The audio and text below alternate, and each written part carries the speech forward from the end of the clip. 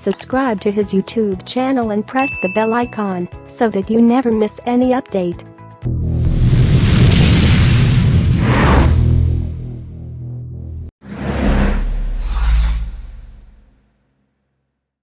Hello everyone and welcome to the 15th session of Ask Me Anything on Facebook Live hosted by Inc42, where we connect you to the smartest minds of the startup ecosystem. This is Pallav from Inc42 team, and for today's show we are at Innovate Co-working Space in Namma, Bengaluru. I'm quite excited for today's show because our today's guest is someone that I wanted to interview for a long time, and from my interactions with him in the past, he is one of the most humble and helpful entrepreneurs that I have come across. He started out with a small dream of earning $1,000 every month, but what he ended up creating was a company that now generates more than $20 million in annual revenues. And the best part is that he has not taken any outside investment and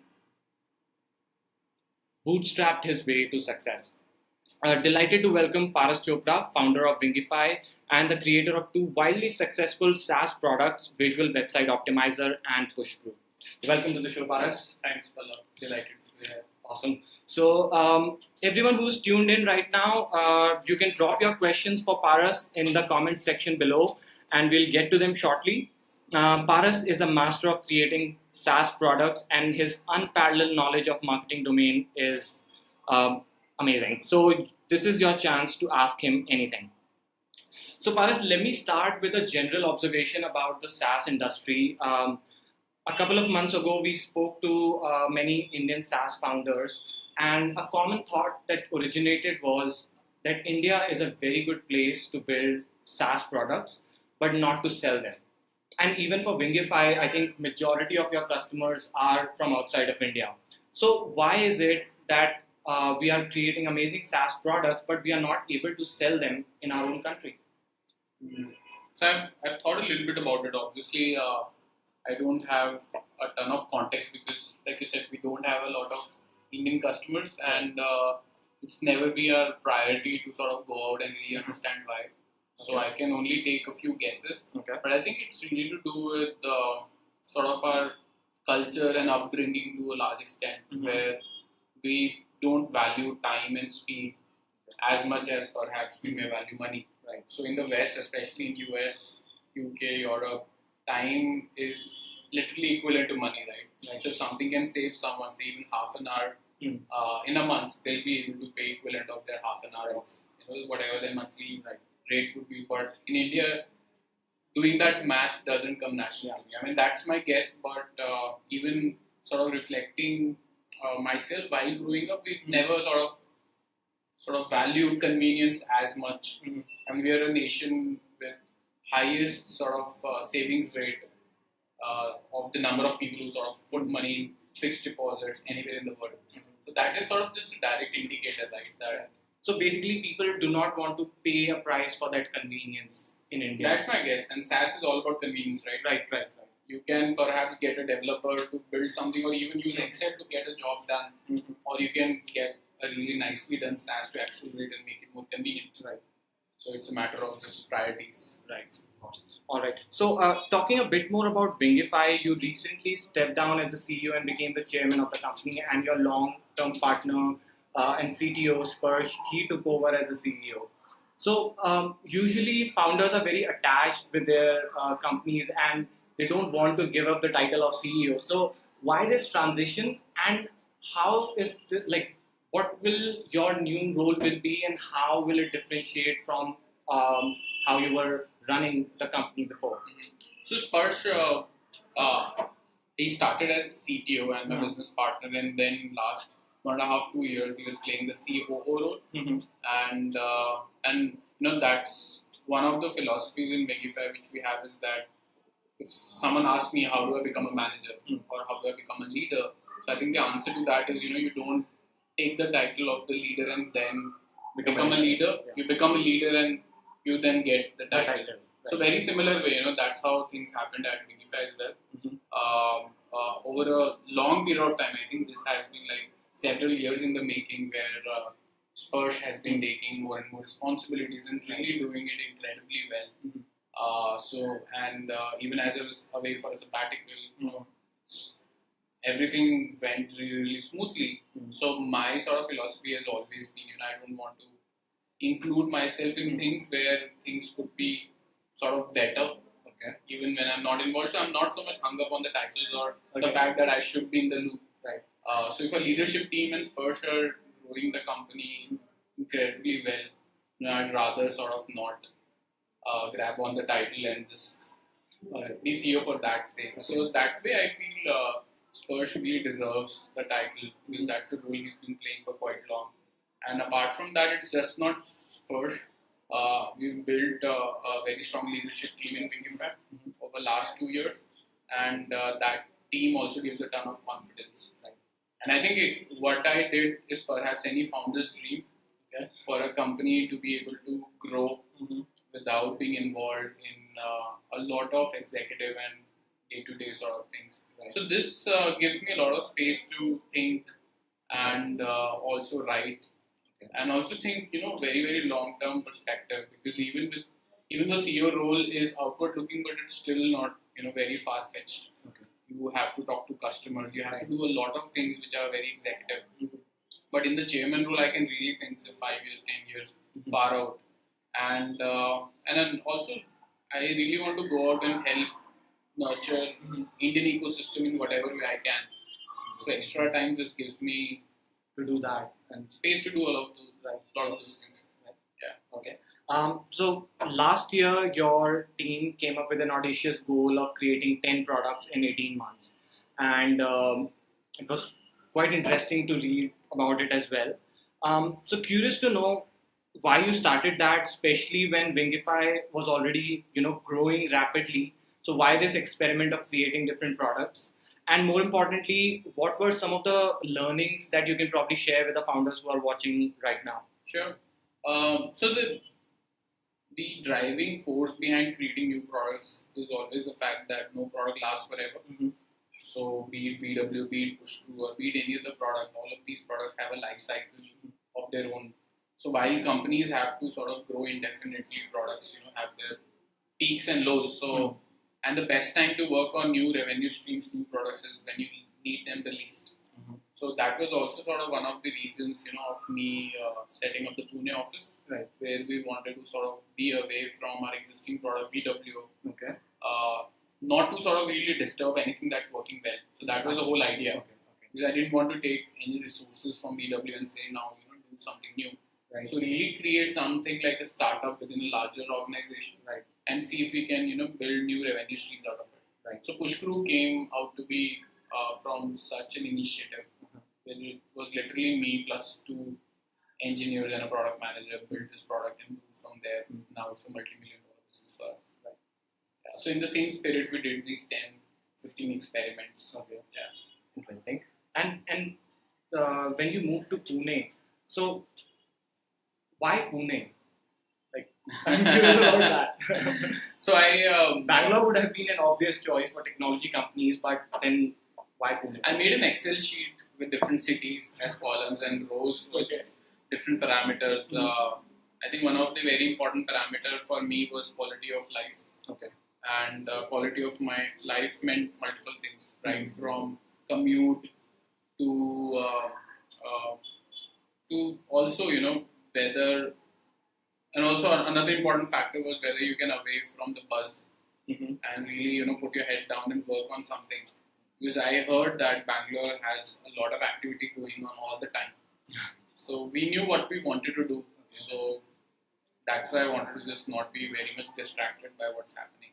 And was that a reason as well that you wanted to kind of sort of grow the Pune's startup ecosystem and be that among the first companies who...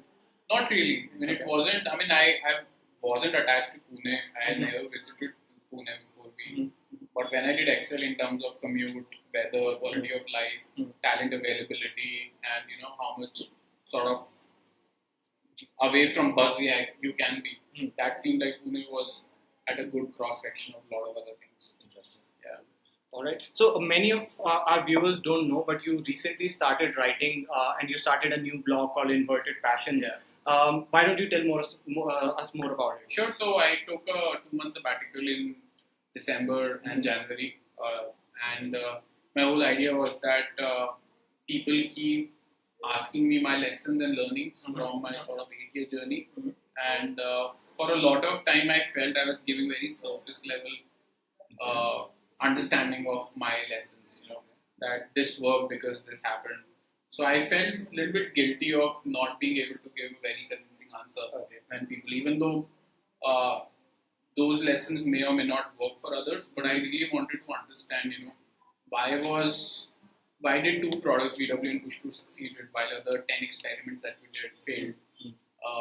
And so I really want to take that time to reflect very deeply what makes a successful product, what makes a successful team, what makes a successful company, not just on surface level, but really from psychology, economics, and systems theory perspective. So that's why I took 2 months and I started reading a lot of research papers. I read a lot of Nobel Prize winning psychology papers, economic papers. And all that I read, not just from academic perspective, but relating it to my own experience of building and growing Wingify. So that's when it started. I started connecting dots that why did VW click while one of the consumer products we were working did not click? Why did some managers grow within Wingify but others couldn't? So now I feel, after taking those 2 months off, it was a very good sort of return for me. Because someone asked, I can actually give a very convincing answer from a research-backed perspective and not just my gut perspective. Right. That's very interesting. Awesome. So also tomorrow Paras is hosting the first Inverted Passion Unconference in Bangalore. So he'll be hosting Kunal Shah and Pallav Nathani and a couple of other people, and we'll be live tweeting the insights from that show. So stay tuned on the Inc42 Twitter channel, and you'll be getting live updates from us. So you're also writing a book, right? I thought of writing a book. So my initial idea of sabbatical was to write a book. But as I started writing it, I thought I was taking the waterfall approach of software development. I wanted to take a more agile approach. So I thought, let's just write chapters and release that blog post and get feedback from them. And then you will probably compile them together in a book. May or may not. Because, if you see a bestseller book in India, probably they call it bestseller if you sell 10,000 copies. And my blog posts have been read by like 30,000, 40,000 people already. So you already... So if my objective is to spread my ideas, book may or may not be the best medium right now. And that's the whole idea of Inverted Passion, I want to see what my audience is comfortable with. It could be meetups, and that's why we are organizing meetups. If people are not reading books anymore, it could be videos, it could be meetup, it could be blog posts. So I want to do things in a way that audience wants it to do done, not what I'm passionate about. That's why it's called Inverted Passion. Interesting, awesome. So from what I know, you have very diversified interests. You are keen on getting to the moon, literally, because you invested in Team Indus as well. You also read a lot about psychology, philosophy, and AI, and a bunch of other topics. Is there a common thread between all of them? Or are you trying to aim to use the concept of, let's say, expert generalist, as many of the successful people like, Warren Buffett or Charlie Munger and then Bill Gates, and all of those had those kind of qualities that they were all expert generalists. So is that something that you are trying to achieve, or no? I think I'm just exploring my curiosity wherever it takes. And I think that's one of the sort of things I've internalized to sort of let world surprise you. And so what I like doing is just not stop asking why. For example, if XYZ was successful, why was it successful? And for example, what does good interface mean? What does good mean? What does interface mean? So I think that's how I'm wired, that to really nibble down and try to find the core essence. And that's where you'll be able to explain things better to yourself first. So I think the thing that I want to avoid is really have high levels of concepts that sound good, but you yourself are not convinced. Rest, you cannot convince anyone else, So this why, asking why, that's a very important thing that I have come to see from a lot of people, that asking why is something that every person should be doing more often. If you can probably give any example or any story where this has helped you a lot more, like you just gave an example like this, that you ask a lot of questions and go into why of everything.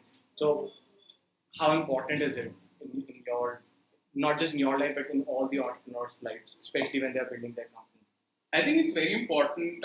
So it ultimately boils down to appreciating theory. I think a lot of people sort of either gravitate a lot towards practical experience, or in academia gravitate only about theory and not really going out to the real world. But entrepreneurs who live in the real world, they interact with customers, teams, day in and day out. For them, I think it's really important to keep asking why, to build a mental model for why did something happen. It's very easy to sort of rationalize something and say it was an experience. But unless you gain and build a better mental model from that experience, it was sort of like a wasteful thing, right? So if you had to fire someone, why did you have to fire? So there's one surface level explanation that that person did not perform well, for example. But there's a deeper level, systems level understanding. Maybe onboarding wasn't right, and why onboarding wasn't right. Maybe you were talking to customers, and maybe talking to customers was a priority that. So this wasn't anyone's fault, for example. So until you feel you've gotten like a convincing answer, stopping is really wasting the opportunity, I feel. Interesting. Awesome. So before we move on to the questions from the audience, I have a rapid fire round for you. Sure. So the only rule is that you have to answer as quickly as possible and whatever comes to your mind first. Sure. Okay. Favorite Indian startup apart from Team Indus? Zoho. Nice. They are bootstrapped as well, and yeah, totally. And we also interviewed Sridhar on the AMA. I'm a big fan of Sridhar and Zoho. Yeah, it was super fun. Incredible company. And he's in person as well. He's very humble and very interesting. So, all right, the book you're reading at the moment? I'm reading 4 books actually. Okay. So one of the one is called Square and Tower by Neil Ferguson. So it talks about networks and hierarchies, how clash between hierarchies such as say nations or corporations and networks such as very ad hoc groups of like Illuminati, when they clash, what happens. And it talks about like how Trump gotten elected even without like a strict hierarchy, right, in social networks. So that's one. The other one is Mindfulness in Plain English. I think it's a really good book. And the third one I'm reading, it's called Elephant in the Brain by Robin Hanson. So it's about how we behave in a way which we wouldn't admit. For example, if we do charity, we think we're doing it for people's good, but research again and again shows, we do it because we want to feel better. Right. That's why we'll save someone in a locality, but we'll not save someone in Africa, for example. Our job is done when we do charity and not when charity has an impact. Right. And the fourth one I'm reading, it's called Demon. It's a science fiction book, which sort of is parallels to where blockchain world is happening. So in that book, a program goes whoosh on the internet. So after like a game creator dies, he lets this program loose. And this program sort of organizes people and starts killing people and so on and so forth. So it's like when you can't stop a program. That's very interesting. Right? Something of a negative aspect of it. Like when you can't stop the sort of technology, right? There's no single plug you can say and switch off. Right. It's just out there in a distributed fashion. Right. That'd be scary. Yeah. It is scary. All right. So the next machine or gadget or technology product that you're looking to get your hands on. Interesting. So I'm really looking forward to some sort of like a glass. So like a mixed reality glass. So I hear that Apple is working on something where they'll sort of get away from their iPhone and everything will happen in your glasses itself. So I'm really looking forward to the gadget where you can project everything in the glass. Right. It's not like Google Glass, not sort of nerdy, but Okay. something which is very fashionable and interesting to hear. Okay. Interesting. Something like this also came up in the TV show Black Mirror. They kind of projected this. It's also Magic Leap is working on it, but they've been working on it for so long. So something like Magic.ly, but that just fits in a normal class. Right. Yeah. Okay. Your favorite entrepreneur in the Indian startup ecosystem? So again, I think it will be Sridhar from Zoho. Okay. Yeah. One skill that you feel is crucial in the success for any entrepreneur? I think it's in today's day and age, I think it will be technical to be really able to either code or to be able to understand when your team is sort of telling you something that you probably don't agree with. So I feel in this day and age, not being very technical is a liability. And I'm honestly not sure how you can sort of run a tech company, which almost all companies are tech companies, right? If or you're not tech-enabled comfortable companies. with. Yeah. So you should be able to argue with your CTO. That's what I feel. Okay. That's interesting. Or the CTO should be the co-founder. Yeah. So who do you look up to apart from Sridhar? And not just from Indian startup ecosystem or in particular, but any. So I think I look up to a lot of professors. Okay. So who are very active on say Twitter. Okay. I get to learn from a lot of these people. So professors of any field, I look up to them. Okay, could you name anyone in particular? So one person is Eliezer Yudlowski. He's not a professor, but his book Rationality, AI to Zombies was sort of like probably the best book I read last year. Okay. So he works on machine AI safety, which is like how to prevent AI from taking over the world. Right. So it's a very interesting problem to work on. Right. For a problem which you cannot put your finger on. Right? Exactly. Yeah. So that's why and he writes a blog called Less Wrong, which is all about rationality. Okay. So very clear thinker. So I like clear thinkers essentially. Yeah. Okay. Interesting. Okay. So let's move on to the questions from the audience. There are plenty of them coming in. And you can feel free to pick any of them.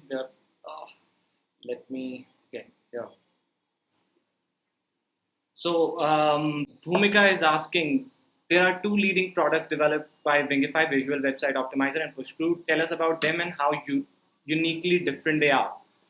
Okay.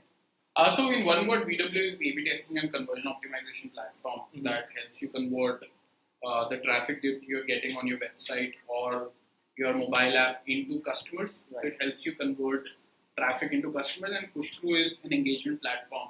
So if customers are abandoning without making a purchase, Pushcrew helps you bring them back on your website or an app through push notifications. Right. Okay, interesting.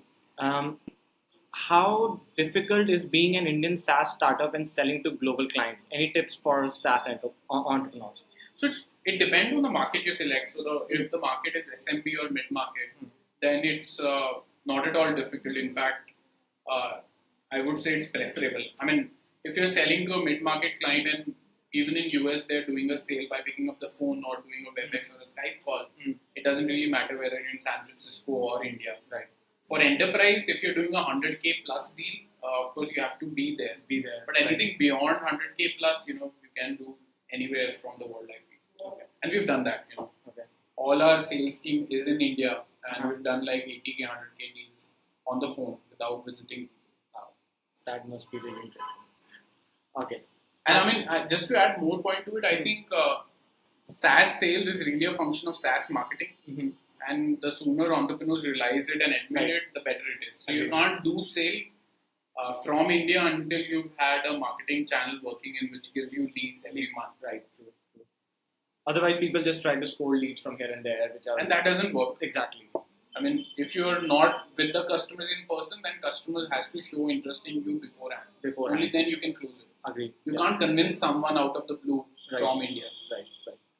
Right. Okay. So Astha is asking, where do you see the SaaS industry going in India in the next 5 years? What are the major breakthroughs we can hope for? I think SaaS industry, a lot of niches will open up. I think SaaS still is not like fully matured. I would see, say for example, even in the CRM space, there is this big behemoth Salesforce. But if you think about niches, for example, beauty parlors, gyms, dentists, so a lot of them have such unique problems that they can be a big niche for SaaS players, even for these seemingly small problems. because a dentist using like a generic CRM versus a dentist using CRM made for dentists is obviously better. So I feel a lot of specialization is happening in SaaS. That means a ton of big opportunity for many SaaS companies in India. Right. Because, say for example, a less than $10 million opportunity is not sexy for SaaS companies in San Francisco. Right. But a $10 million SaaS company in India is a big achievement. Right. Right. So that's my advice, to focus on niches that say American companies will ignore. Right. And there are tons of them. So Mohit is asking, what is your sales process like? How do you hire or train sales team? Have you hired field sales people in the US? If yes, how was the experience? So you don't have no, we don't have a field sales team. Mm-hmm. I think field sales team is useful if you're doing enterprise sales. Mm-hmm. Our focus is mid-market. Right. So for that, inside sales teams work quite well. So Vivek is asking, while building a product team, what are the key parameters entrepreneurs should focus on while hiring? So if you mean, say, hiring a product manager, I think you have to first see what stage the product is in. If product is in very early stages, then you have to admit that you're really hiring for an entrepreneur, not a product manager. Mm-hmm. So product manager skill is in scaling up what's already working. Right. You cannot hire a product manager and ask that person to, build a business for you. Right. I think a lot of people think that product managers magically change things, but what product managers do is to really bring a lot of processes and sense into this chaotic initial phase. Right. So once you admit that, the key skills for product managers is one, talking to customers. Mm-hmm. I think they have to be very comfortable in making relationships and talking to customers. Mm-hmm. And second, I feel they really have to be good at their technical skills as well, because there will be interface between customers and engineering team. Right. And third, I think they have to be really good with design as well. Okay. So a lot of people say product managers are mini CEOs of the company, and I think I agree to a large extent. Okay. That they have to really own the vision and drive. They have to be that glue that binds the company together from a product perspective. Right. Perfect. Sparsh and you are part of the first ever Stanford seed program in India for emerging companies. What have you learned from this experience? Yeah, so just to give context, so Stanford Seed is a program by Stanford Graduate School of Business. Mm-hmm. So they started this program in developing countries. First they did in Ghana and then Nigeria. And last year they started in India, the first ever program. So I think they selected 45 companies and we were one of them. So Sparsh and I attended that. Mm-hmm. And so it was a really good learning experience with Stanford professors there. Okay. And also lots of sort of learnings. I think there the interesting part was that they combined entrepreneurs from SaaS with entrepreneurs in fintech, entrepreneurs in agriculture, entrepreneurs in supply chain. So one of the major learnings was that even though we feel tech businesses are different, the business fundamentals are very similar. So when professors came and they analyzed different companies, a lot of them could be summarized in one page. No matter whether they were building toys or you were building SaaS. So focusing, that's why business core, that was the very big learning, that business core remains the same irrespective of what business you're doing. Yeah, that's interesting. Considering the proliferation of tech marketing, what gives Wingify the edge? What qualities will continue to make its product stand out in the tech market? So our differentiation in the market is, first we focus on mid-market. Mm-hmm. So mid-market as sort of like a segment is not catered by a lot of MarTech companies. Mm-hmm. One, because if you are sort of highly venture-backed and maybe in, say San Francisco or Valley, you tend to go towards the enterprise side. Okay. Because that's where the big dollars are and that's where investors push you to sell higher and higher deals. So that's why, I mean, with the mid-market, the way we think about it is it's like doing an enterprise sale, but at like, 1/3 or 1/4 the price. Okay.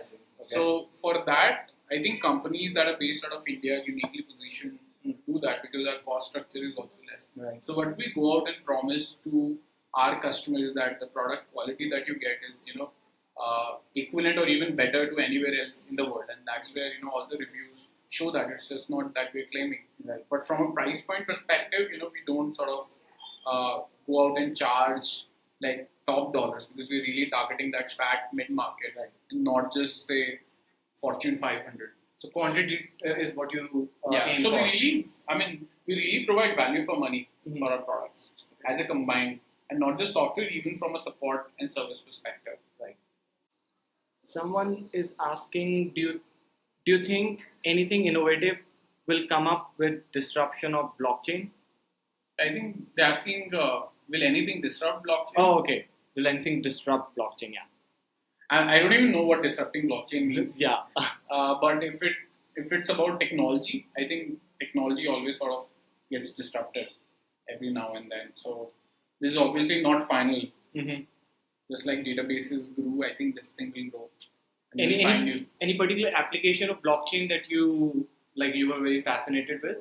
So I'm excited about how do you use blockchain for creating public goods. And by public good, it means things that nobody wants to pay for, but everyone benefits from. Okay. So some examples would be, say, Wikipedia, where they don't charge money, but they provide so much of information. Right, Or right. Salman Khan in the Khan Academy. Right. Or say, even things like Linux, where he created this open source. Now this powers like a $500 billion more cloud computing industry, but he hasn't captured any value out of it. Exactly. Yeah. So I'm interested in how do you use this new technology, because it has incentivization things built into it. So can you do things which were not possible before, because now multiple people can coordinate very effectively. So things like better governance, or maybe solving fake news problems and so on and so forth. Nobody wants to pay for it, but everyone will be well off if these things are solved. Okay. Sukriti is asking, interestingly, you once said a CEO has to do only 2 tasks, hiring and setting vision. So tell us what your vision, what's next for Wingify, and what do you look out for in an ideal Wingify candidate? Sure. So Wingify's vision is very sort of precise right now. What we want to do in next many years is to build a marketing tech platform. So BW and Pushku are 2 pieces of a larger platform. Sort of like an ecosystem. We want to sort of create an ecosystem of marketing tech, where if you are a company, a technology company or a software company, you can use like this Wingify marketing platform, which is connection of these products that Wingify has that work really well together. So right from first instance when a visitor comes to your site to ultimately they becoming fans of your company, promoting them, and everything in between them. We want to offer this very integrated platform to our customers, that they use one platform rather than thousands of different tools for doing that. That's interesting, and I think this platform approach, or ecosystem approach rather, is becoming quite common, because Google is doing that, even Zoho is doing that, and all these companies are trying to build as many products around the same thing. So I think it makes sense, because customers don't have to engage with new vendors all the time, For them, it's a hassle. So they are able to sort of engage with one vendor who gives them really good service. Their products work really well, and essentially their products 1 + 1 2 gives more value, like 3 or 4 rather than 2. Then this strategy makes a lot of sense. So Ashish is asking, tell us about the day when you decided to be an entrepreneur, left work, and how was the first day working on it? I think for most entrepreneurs, there's never a first day. Yeah, you just I don't even remember what was the first day. It's such a blur, because you realize you're an entrepreneur when you become an entrepreneur. And when you make a sale, you like, oh shit, I'm an entrepreneur now. Till then, it's all trying. So I don't remember my first day as an entrepreneur, although I do remember first day of quitting my job and being at home trying to sort of work. At that point of time, BW was not making money, so I was really without a job and trying to make it work. And I think it was exciting and scary at the same time. It's just a mix of this bundle of emotions. I don't think you can recreate it anywhere, but I wouldn't trade it for anything else. It's just a lovely experience. And you started, building VWO on the side when you were already working, and then you quit your job, and then you started working full time on it. So, is that always the best approach, or sometimes you might say that it's better that you quit your job and then start something and then focus on that? How? I think I'm a supporter of the idea of preserving what you have and only sort of letting go when you know what you want.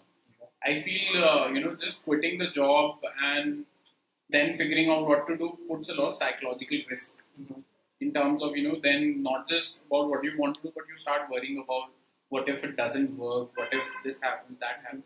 So for me, I always want to have, my path clear, or have like active project that I'm working on, and only then sort of put. So that will be my advice for entrepreneurs. So another is I have 9K revenue per month on current business. Should I go for funding, pitch my service model to investors to expand giving a share? What's your advice? It's very hard to get advice because there's not a lot of context here. Right. I think more important metric than 9K revenue is how fast it is growing and for what purpose do you need funding. I think one thing I would want to emphasize is funding is not a magical bullet. Funding is sort of like a medicine that amplifies whatever is going on in the company. If something is going on well, it will amplify that. If something is going on bad, it will amplify that as well. It cannot give you new insight.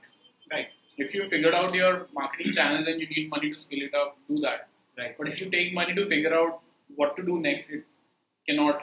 If it's so easy, then you throw in money and you get more money. But that's how it doesn't work. Right. You really have to have creativity and insights to be able to make money. Okay. So really know what you need money for. Right. So someone is asking, how can you describe what all prerequisites someone needs to enter SaaS industry? I don't think there is like a test paper to enter SaaS industry, and honestly, I don't think an entrepreneur needs anyone's permission to enter any industry. So if you meant what skill sets are needed, I think you need almost all skills.